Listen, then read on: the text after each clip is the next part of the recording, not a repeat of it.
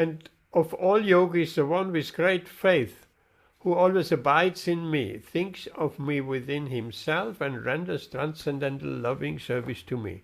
He is the most intimately united with me in yoga and is the highest of all. That is my opinion. So it couldn't be clearer than this. And the last verse as well, similar points, where Srila Prabhupada clearly says that this bhakti yoga is the highest process. And all other yogas are meant to aim at bhakti yoga, and they can be helpful if the goal is fixed on bhakti yoga. And as I have explained in a talk in France, there are some who are influenced by the impersonal Advaitavada philosophy. They think Bhagavad Gītā is just all is equal throughout Bhagavad Gītā. All topics are equally, all yogas are equal. Karma yoga, jñāna yoga, aṣṭāṅga yoga, hatha yoga. It's all equally important. This is not supported by the pure devotees and the acharyas in the line of Chaitanya Mahaprabhu and in the line of Lord Krishna, going back to the beginning of the parampara, when Lord Krishna spoke Bhagavad Gītā to the sun god. So if Lord Krishna speaks Bhagavad Gītā to the sun god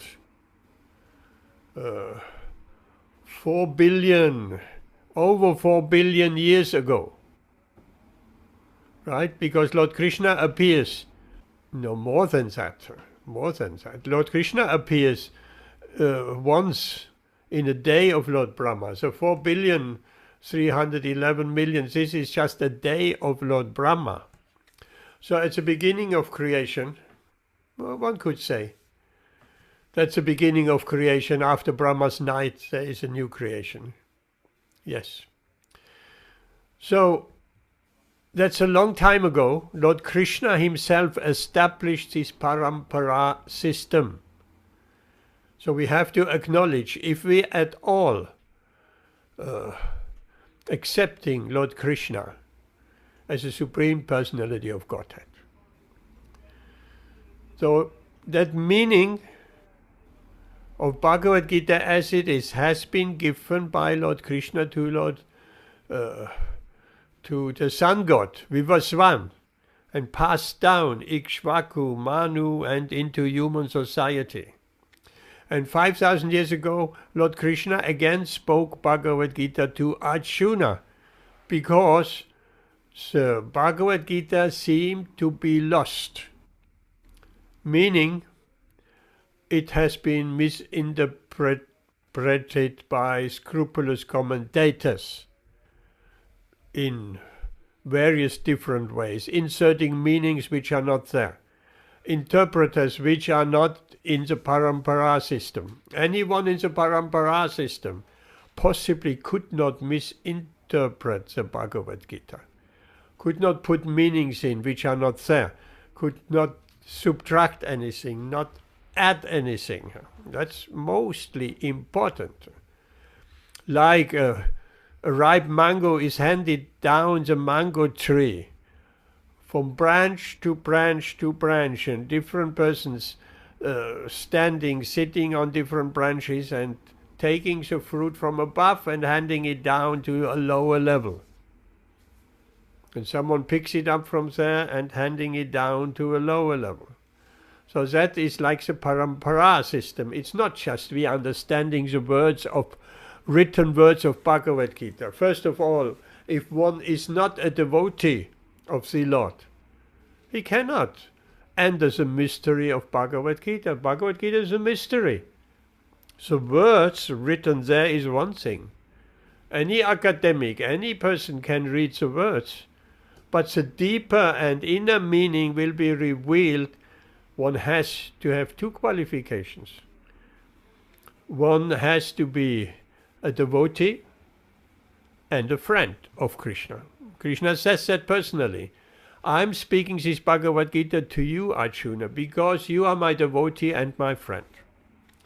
Devotee, that is clear. Someone who has devoted his life to Lord Krishna's service. Friend, what does Lord Krishna mean? Friend. Just today I was reading, anyone who offers some service to Krishna, Krishna considers him as a friend. So, as devotees, we serving Krishna in whatever capacity, we are certainly considered as friends. So therefore, Krishna says, I speak this Bhagavad Gita to you, Arjuna, because you're my devotee and my friend. Oh, Arjuna is a very special friend.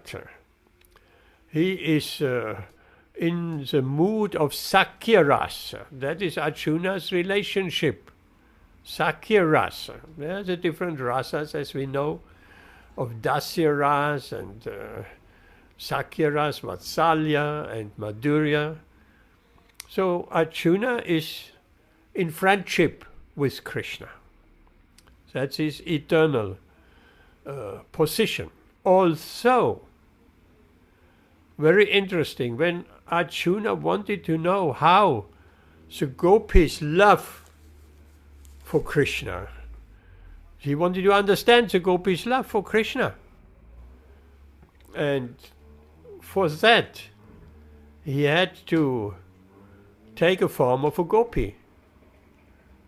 Arjuna, the form of a gopi.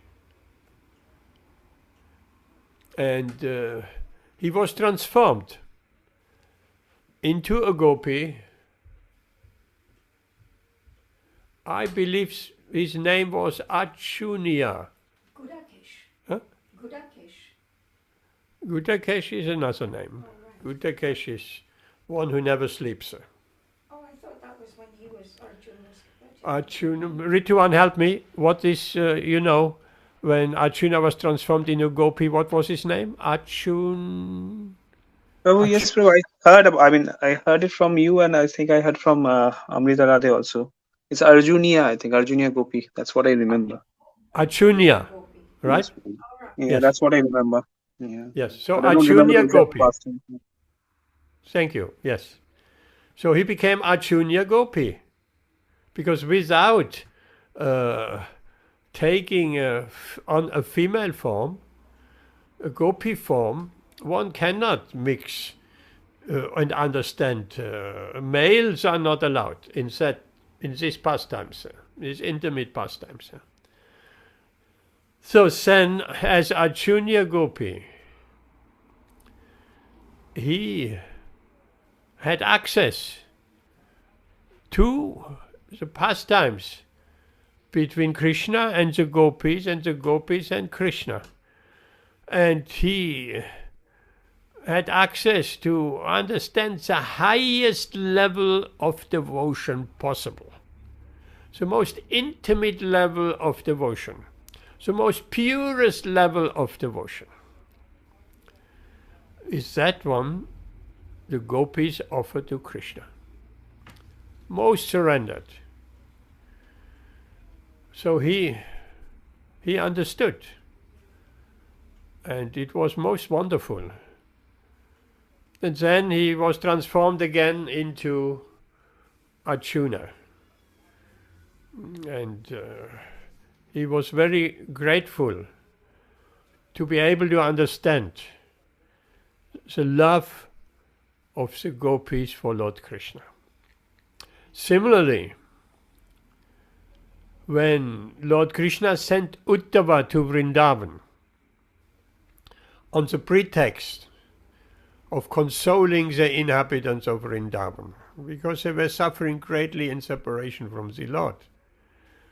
When Lord Krishna left via Akrura, there is a vivid description in Brihad Bhagavatamritam, part 2, second part of part 2, where Akrura comes, and everybody could understand. Akrura is here to take Krishna away. The gopis were completely bewildered, completely in the mood of separation. They fainted and said, could not accept that Krishna will be leaving. Even Krishna promised, I come back, I come back. So much so that Mother Yashoda, of course, as well, she was trying to hide Krishna behind a curtain in her house. She couldn't even contemplate that Krishna would not be playing in her house. She could not be serving Krishna. Krishna would be out of sight. Even when Krishna went to the forest for the day, everybody suffered until he came back. Everybody was much concerned. What will happen to him? Will he be safe?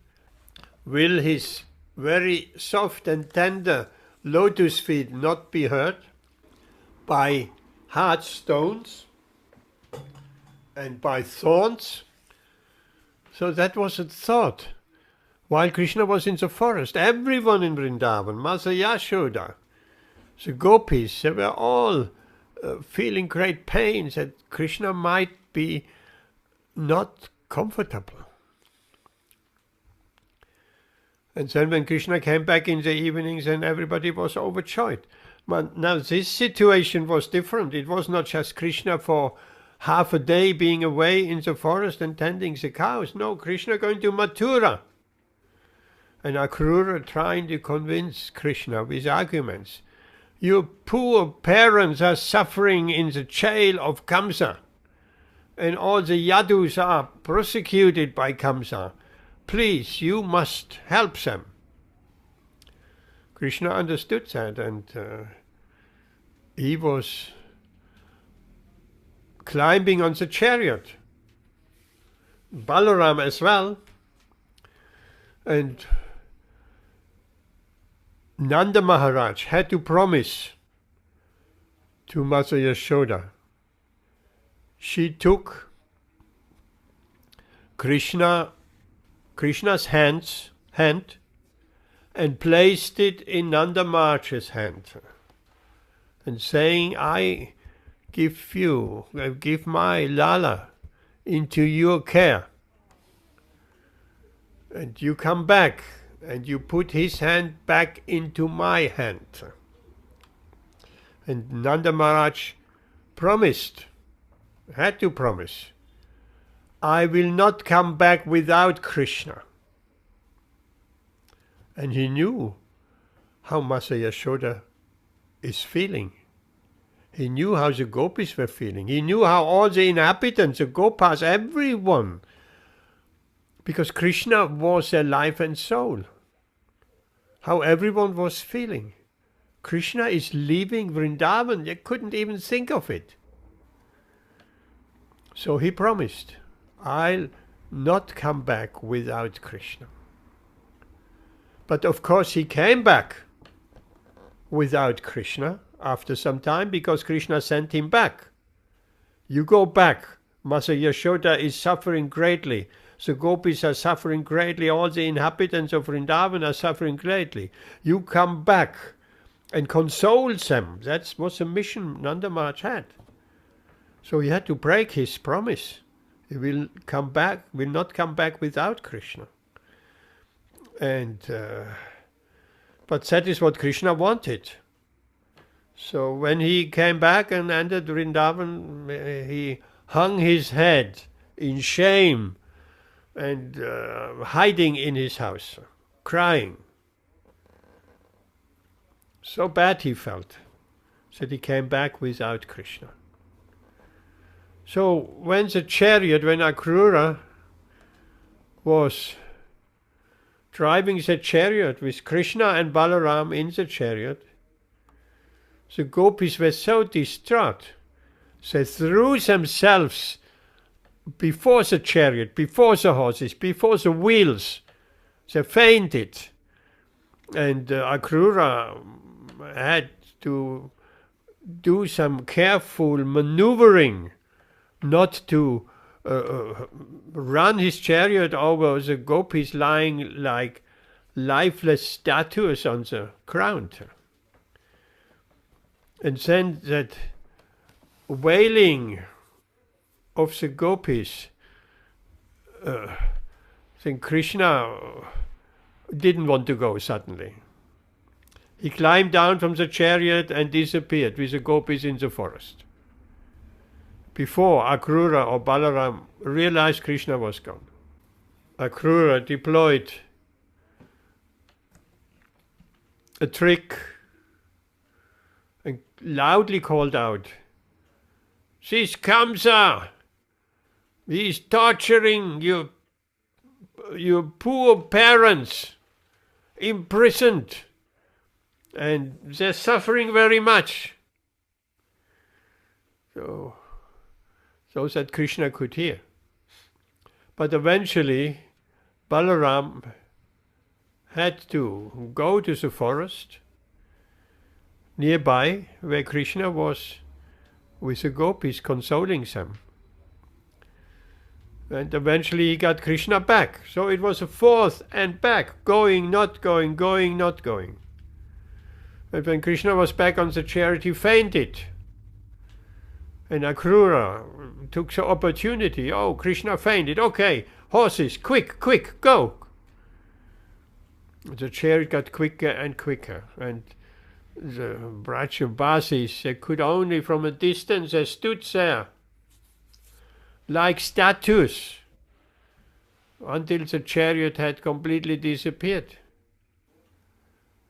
Only a bit of a dust cloud was there. So, to console the inhabitants of Vrindavan, Krishna sent Uddhava. You go, console my mother, my father, console the gopis. But actually that wasn't the real purpose why Krishna sent Uddhava to Vrindavan. The real purpose was that Uddhava will understand the love of the gopis. That was the real purpose. Just like Arjuna, to understand the love of the gopis for Krishna. And when Uddhava came, he couldn't imagine how everybody was crying. We couldn't even imagine how to console Mother Yashoda, Nanda Baba, the inhabitants of Vrindavan, the gopis, how to console them. We have to say Uddhava had a similar complexion, bluish complexion as Krishna. So he resembled Krishna to a great degree. So if we want to understand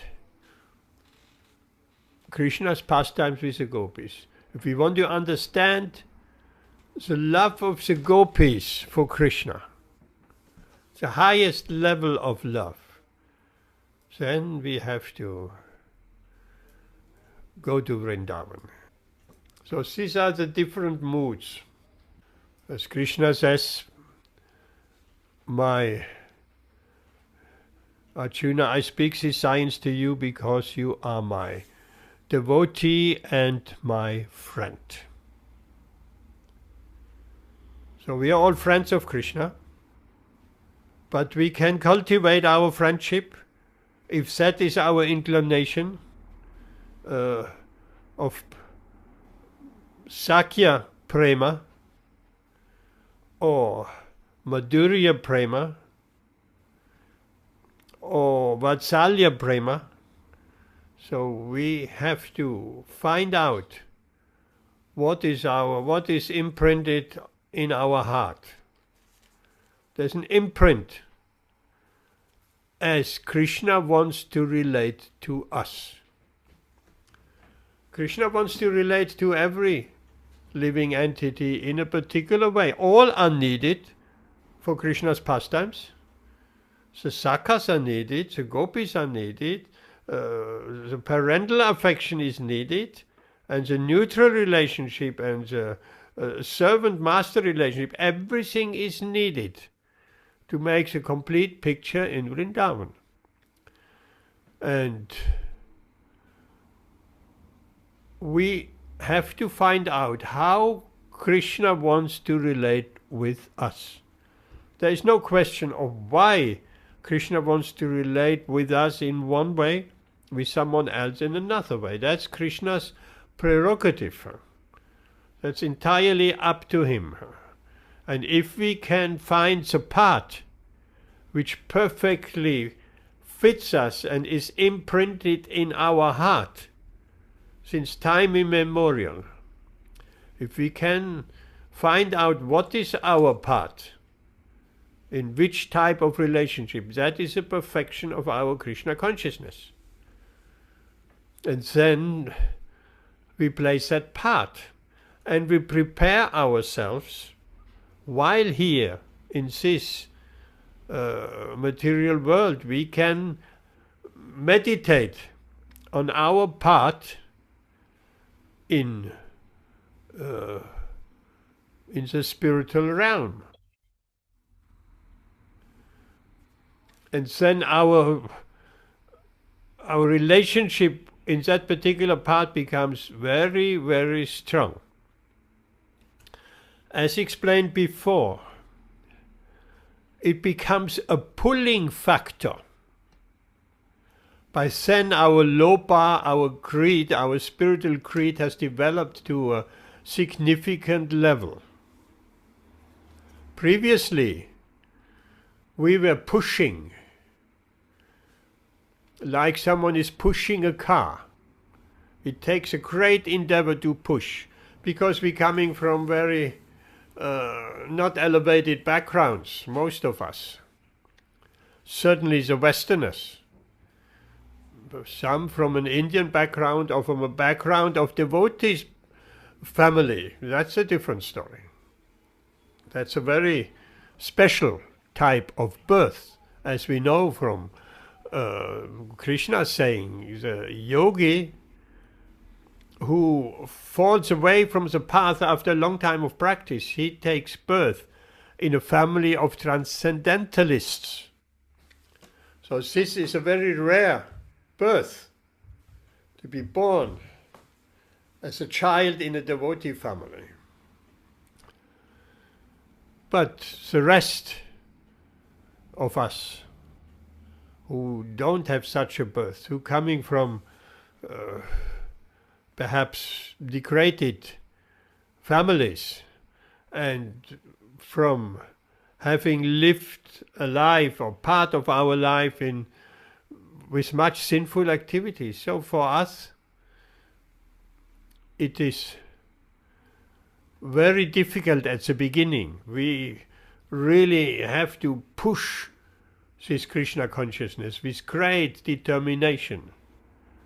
Of course, there's a mercy of the spiritual master and the Vaishnavas, but still we have to push. We have to just to follow these four principles. It appears to be so difficult. At the beginning it is said, Krishna consciousness is very bitter, a bitter pill. At the beginning, but at the end it becomes just like nectar. So we're pushing, like pushing a car with great endeavor. But once we have advanced and our anarthas disappearing gradually, then we're developing this lopas, this spiritual greed, and then we are pulled like the car which has been pushed by 5 people. If you put another car in front and hook them up, and the other car is pulling the car, that is very easy. The car getting pulled by another car. No more pushing needed. So if we come to that level of realization, there is not anymore or not much pushing needed.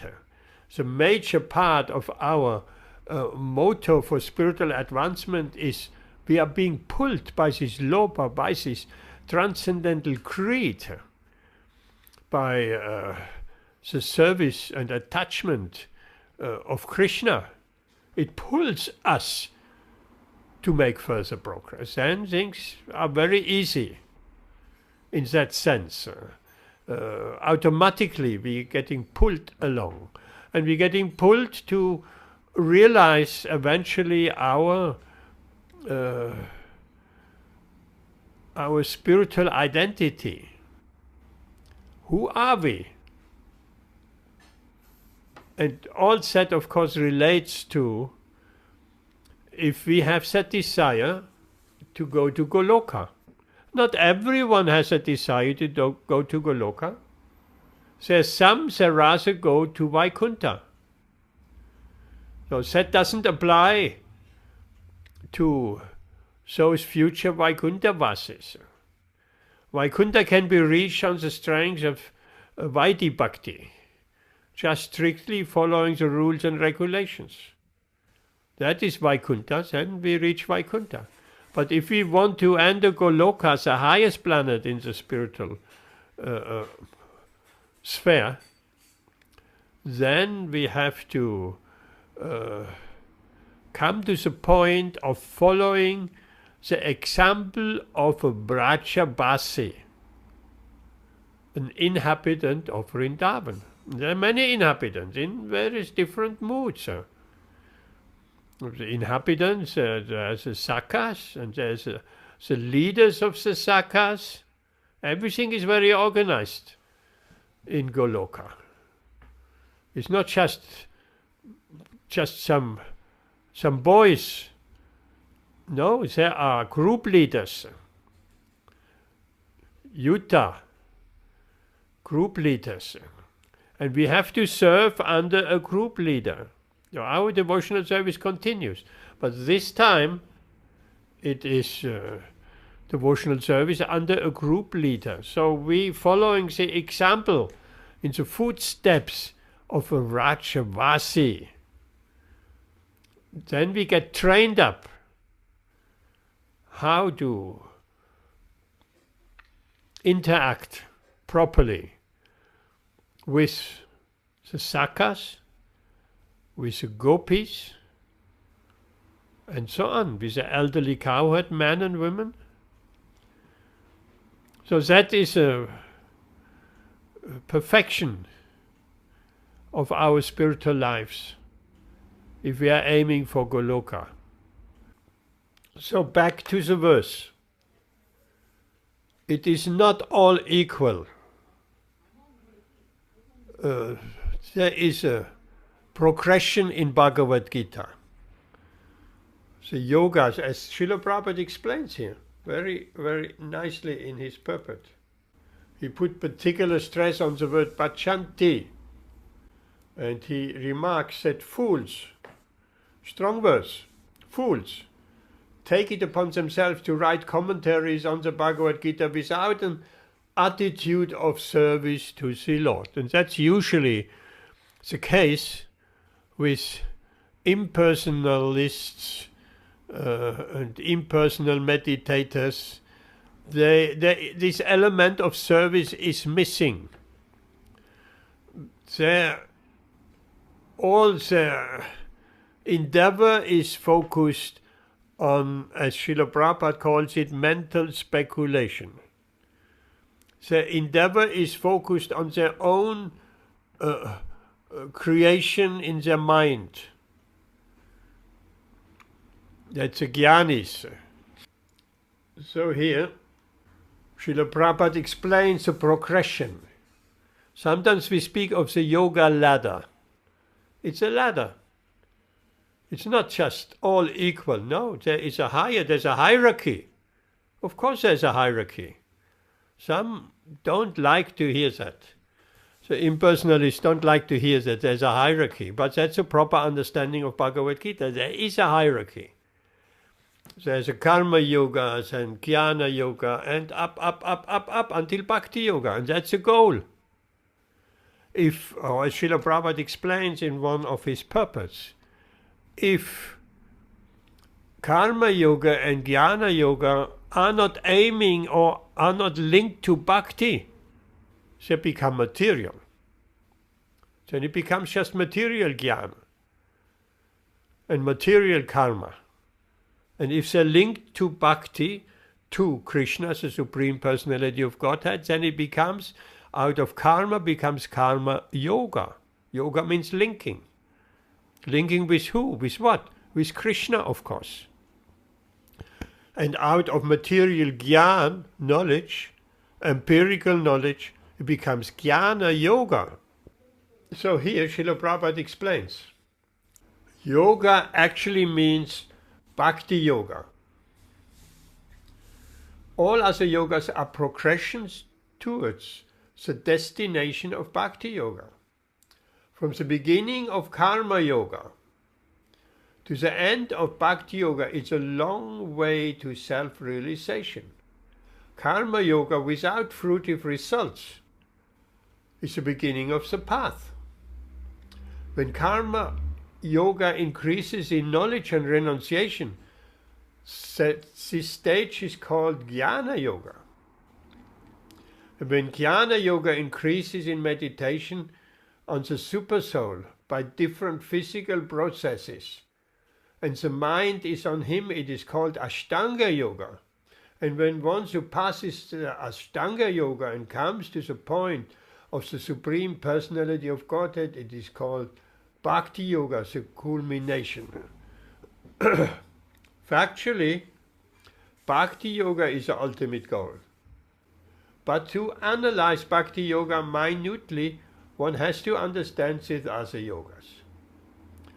So there is a very clear argument that is not all equal. There is a progression,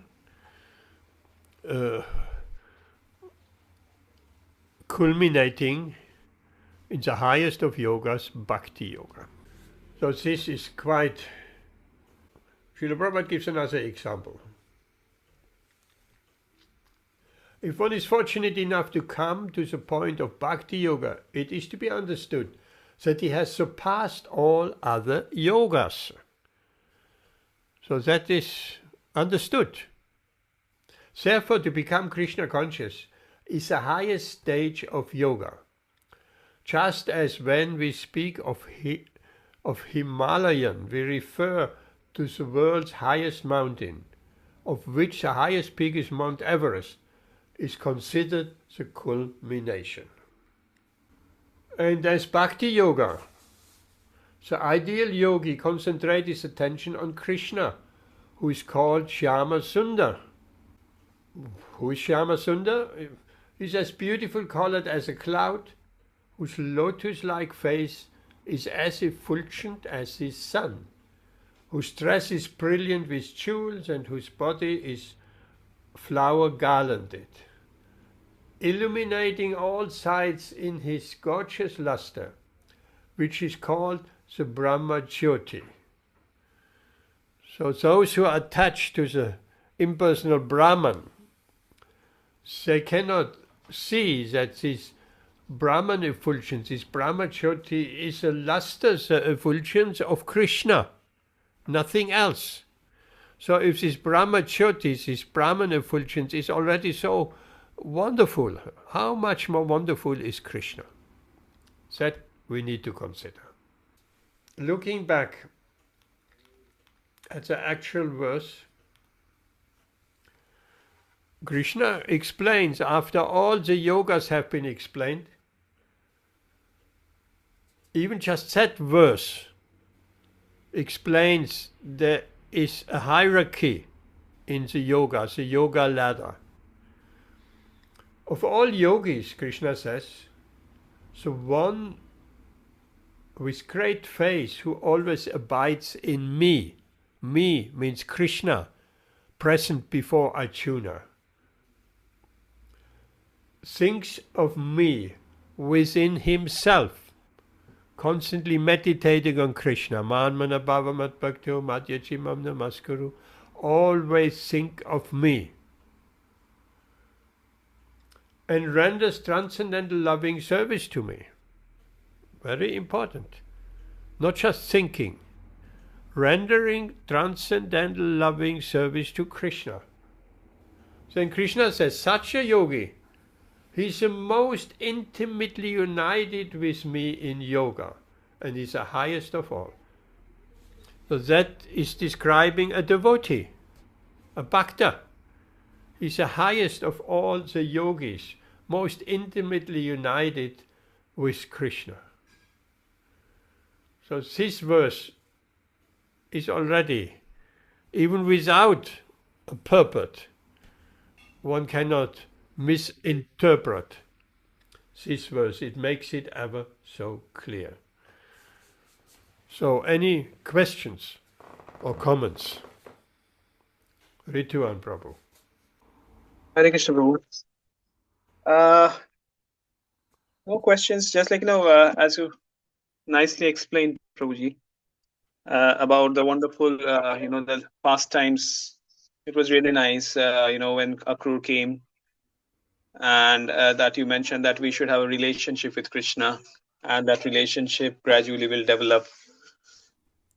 And one thing is that, just like remembered, one thing that I heard, not directly related to this topic, but like when Akrura came to take away Krishna, so the gopis, all the Brajavasis were so very,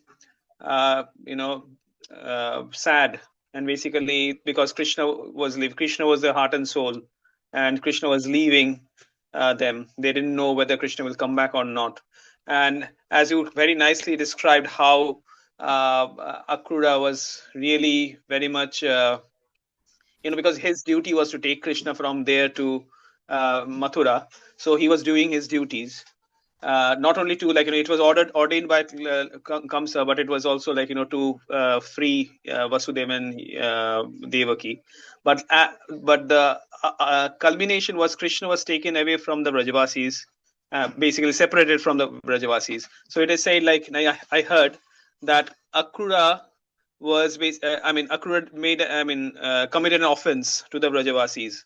And as because Brajavasis are the highest of all the Vaishnavas, this offense was a great offense, and that's why even though Akrura was a devotee of Krishna and he stayed very close to Krishna in Dwarka, Mathura and Dwarka, there was this incidence of that Shamantaka jewel, where even doubts came in the mind of Akrura that Krishna stole the Samantaka jewel. And I've heard, like Acharyas have commented, this was mainly because of committing aparadh or offense on at the lotus feet of the Brajavasis, that Akrura's mind was bewildered at that time.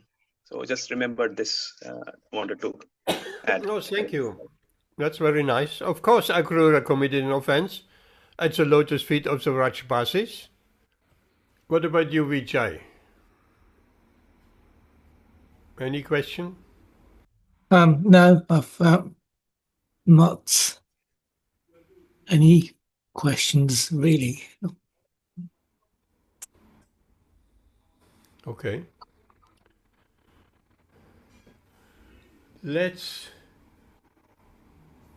We have a little bit more time. Let's look. It's a beautiful verse quoted here. Ya esham purusham sakshat. Anyone who does not render service and neglects his duty unto the primeval Lord, who is the source of all living entities, will certainly fall down from his constitutional position. Constitutional position means, of course, Nitya Krishna Das, eternal servant of Krishna. So one who neglects his duty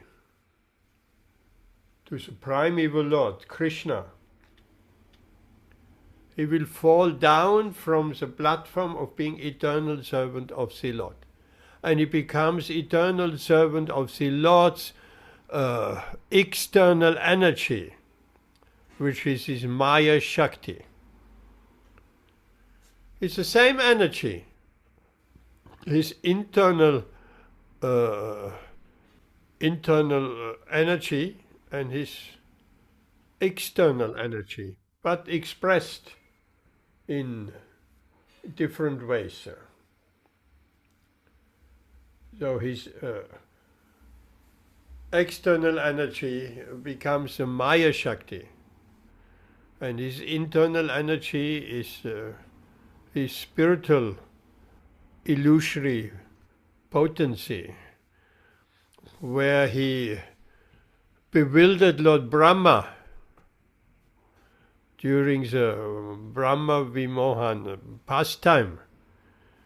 It was also an offense of Lord Brahma to try his mystic potency on Krishna. He tried to bewilder Krishna by stealing the cowherd boys. He tried to test Krishna.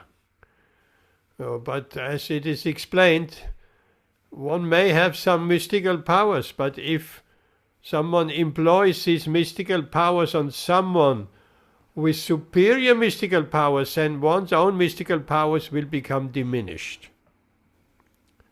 This is what happened with Lord Brahma. It was an offense to employ his mystical potency on Lord Krishna and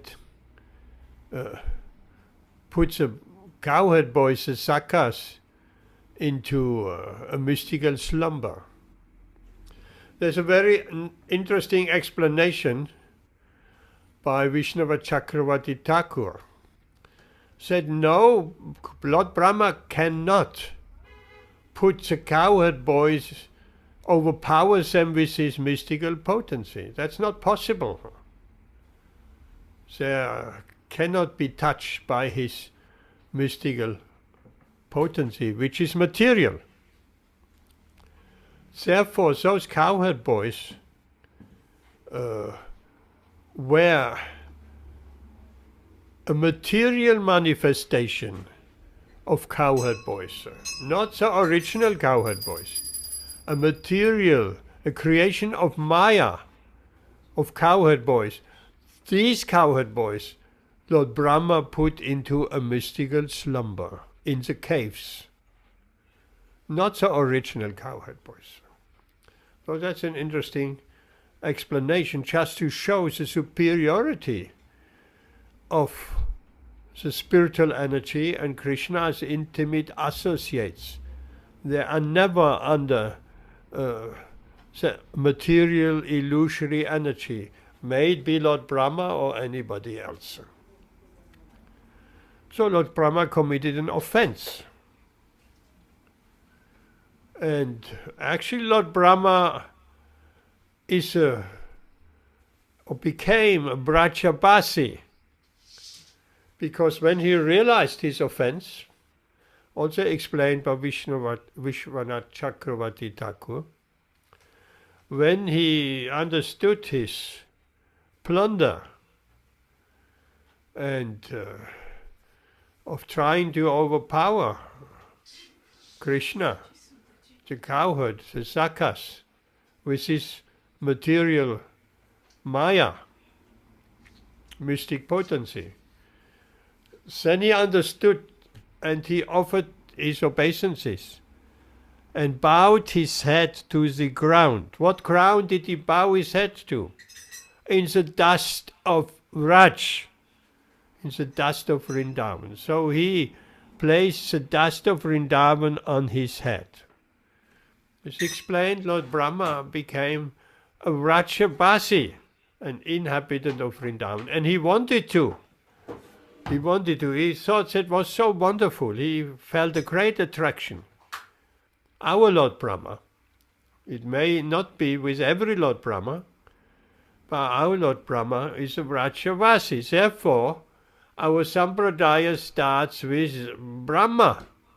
Brahma Madhva Gaudiya Vaishnava Sampradaya. So Lord Brahma is the first Acharya in the disciplic succession, because he's a Vrajabasi. Nice to know. Lord Brahma is a Vrajabasi. So from him the parampara started. It's a parampara of Goloka, not really Vaikuntha. But of course Vaikuntha should not be downgraded. Vaikuntha is a spiritual world.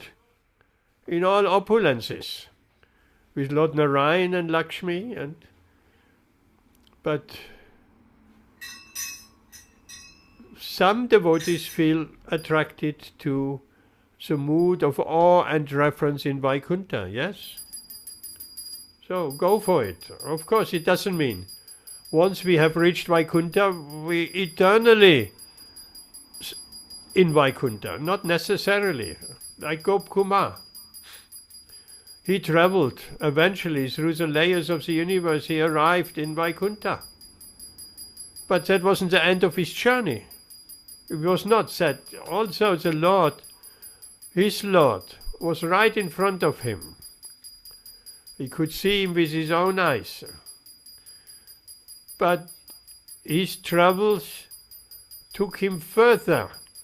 He took him after Vaikuntha, he took him to Ayodhya Dham with Lord Ram, in the most described, Lord Ram in the most beautiful human form. Most beautiful. And Lord Ram was very gracious to him as well. And Lord Ram could understand after some time that Gop Kumar wasn't satisfied. Gop Kumar asked permission, as one should. He asked permission of Lord Ram to travel to Goloka.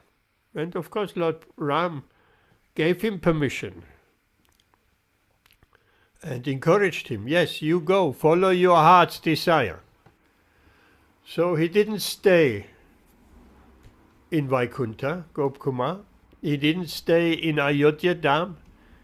He went further until he reached Goloka. Then his heart was satisfied. And in Goloka, as a Saka, as a cowherd boy, that was his destination. And he had very intimate association with Krishna. He ate lunch with Krishna at Nanda Maharaj's palace, where by then his name was Sarup, not anymore Gop Kumar. Sarup. That was his Swarup as a Saka. So when lunch was served, there was Krishna and Balaram sitting with Nanda Maharaj on one side of the table, and Krishna wanted Sarup sitting just opposite him. So intimate association, eating lunch with Krishna and Balaram in the house of Nanda Maharaj. So all that can be, of course, achieved if we progress in our Krishna consciousness to the level, to higher levels of bhakti, then all that can be achieved. And we'll meet Srila Prabhupada there as well. There is no doubt about it. Srila Prabhupada in his eternal form in Goloka, because Srila Prabhupada is a Vrajavasi.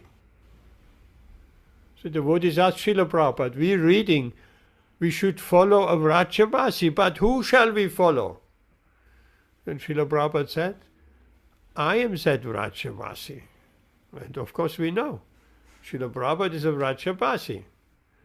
He stayed in his earthly Vrindavan and he is there in Goloka as well, in his spiritual form.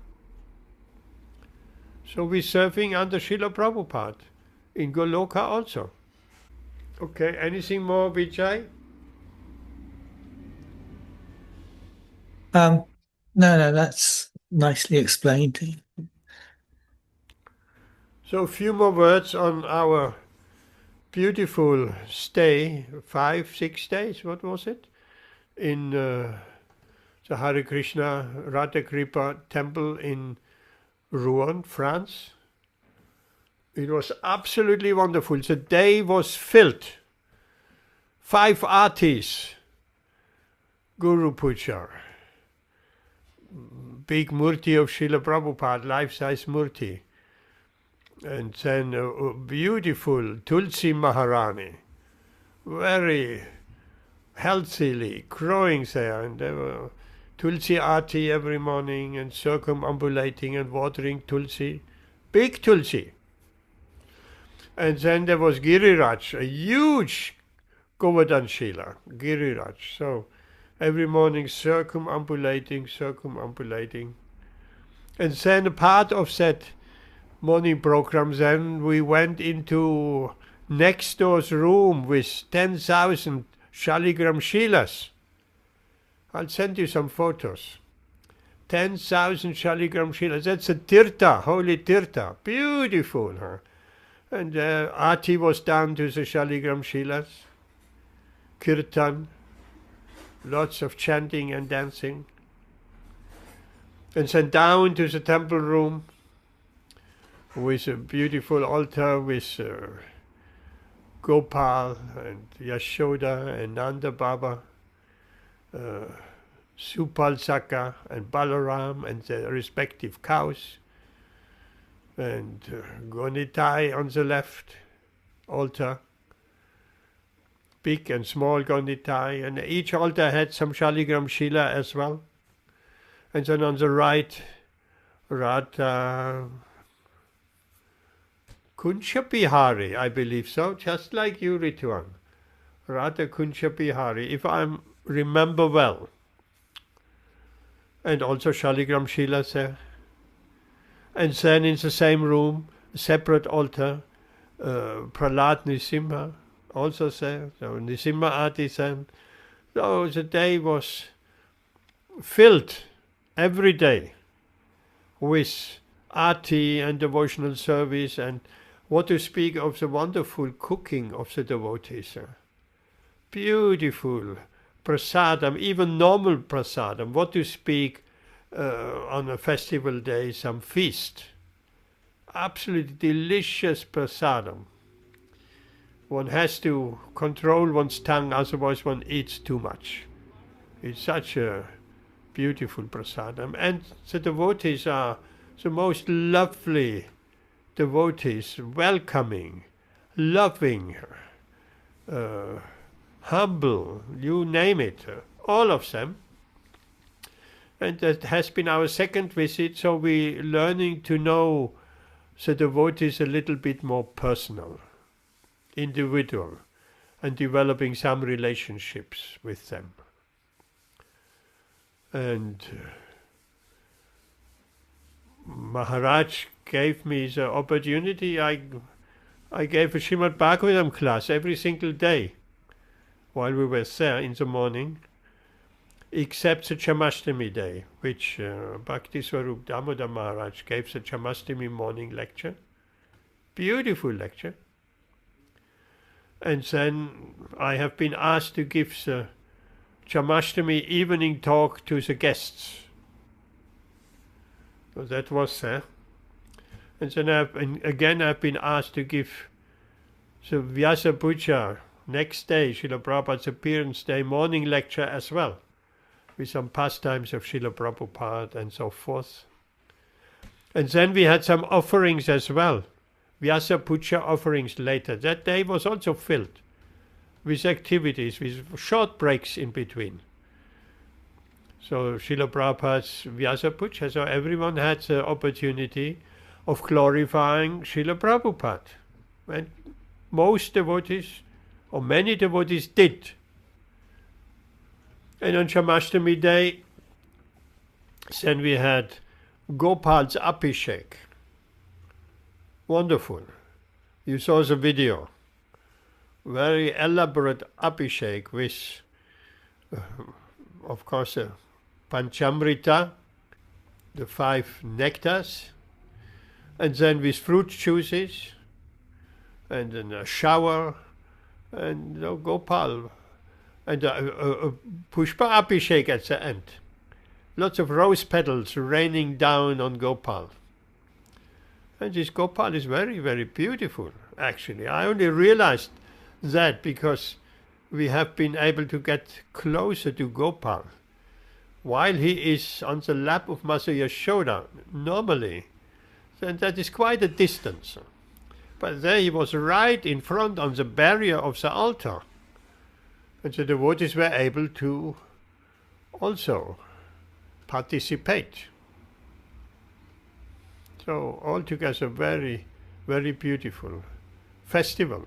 And then of course there was a procession to the little lake outside with the lotus flowers in. A session where Gopal was brought outside. And I think someone carried also small Radha Krishna outside from the altar. And then Gopal had 3 dips in the lake, the big Gopal. And lots of kirtan, of course. And then wrapping him up on the way out, that he doesn't get the cold. So much affection is there for Gopal. So that was our stay. And of course early morning, 4 o'clock, getting up. So sleep, for me there was not much sleep at all. Because I'm accustomed perhaps to go not as early, one has to go to sleep at 8 or 9. To be properly rested, which is a good time. So otherwise one gets tired. And at the end, one of the last days, devotees went just over the street into a park, public park. And we're sitting there and prasadam was served. And at the end of prasadam, there was some ice cream. There was cartons of individual ice cream in cones, and it was just wonderful. Sitting with the devotees and just like when Krishna sits with his cowherd boys in a circle. So it was a beautiful occasion which will stay in one's mind and consciousness for a very long time. And the next festival is already on the horizon. 24, 25 of October. There's a Prabhupada festival, Srila Prabhupada's disappearance. And we are invited. And I would really like, I know Ritu and Prabhu, it will be a bit complicated for you. And you don't want to go without your family and visas and all that. But what about Vijay? Would you like to come? Rouen, France. Yeah. Is the 24, 25 is a date you could make it? Is that Saturday or Sunday? Or I after? don't know. You have to look later on. Yeah. I'll have a look. The flight will take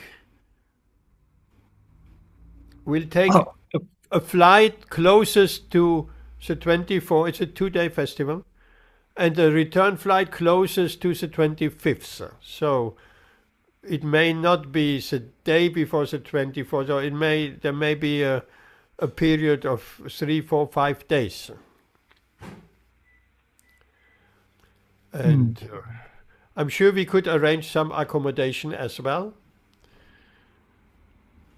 So think about it. I would love to take you. Your life will never be the same. And particularly if you fully participate in the program, which I did. Even so tired or this or that, no.